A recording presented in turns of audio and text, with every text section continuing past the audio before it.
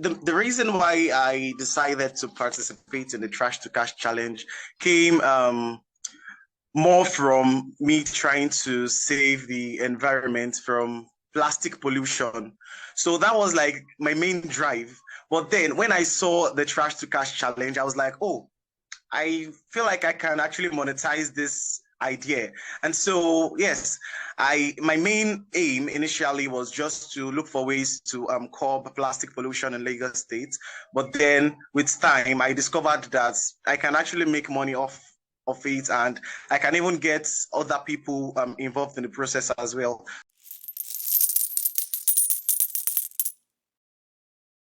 I collected the plastic trash from right here in Lagos. We have a particular water body close to my school. So I went to the water side with some of my friends. When we got there, we saw quite a number of plastic there on the water body. So we decided to pick them, and we picked more than enough. So we picked to the extent where we still had a lot there. So I went there with my friends, we picked everything, and they were actually not available at that point in time when I was converting them into the brick, but they did join me in picking all of the plastic.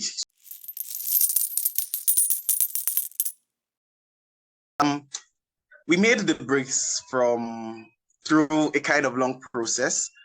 The first thing was we melted the bricks, the plastic rather. We melted the plastic that we had gathered, and then we mixed it with sand. Because we wanted the brick to be strong and to be firm, we tried it with different samples of sand. We used sharp sand and various types of sands. So after melting the brick, the plastic, while it was still in its molten form, we began mixing it with the sand and with granite as well. We got granite. So upon mixing it to a very fine texture, we had an already made frame on ground. So we poured the mixture into that frame, and when it cooled down, it took the shape of the frame.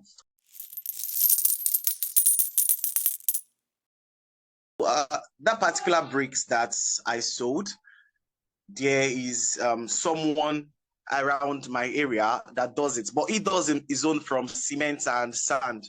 So I contacted him and told him that, hey, what's up? I have a particular brick that I want to sell, but it's made from plastic. Would you be interested in getting them? And I would love to sell them on a particular day, everything all together. It was like, oh, let me see a sample. So I showed him a sample, and it was like, it's quite strong, and it's even stronger than the one I make. So bring it to me. I would buy it. So I contacted him because I knew that he sells it around my area and he sells something similar.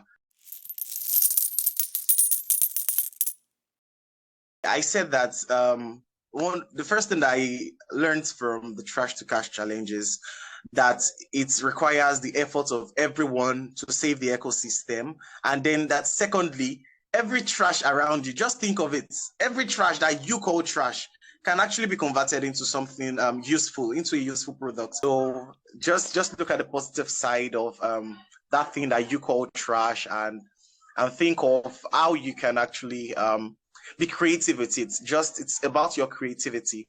These plastics had always been around me, on the ground, everywhere I go. And when I saw the Trash to Cash challenge, I was like, this is something that I can really make money from, and produce something creative that would benefit a lot of people. So just be creative.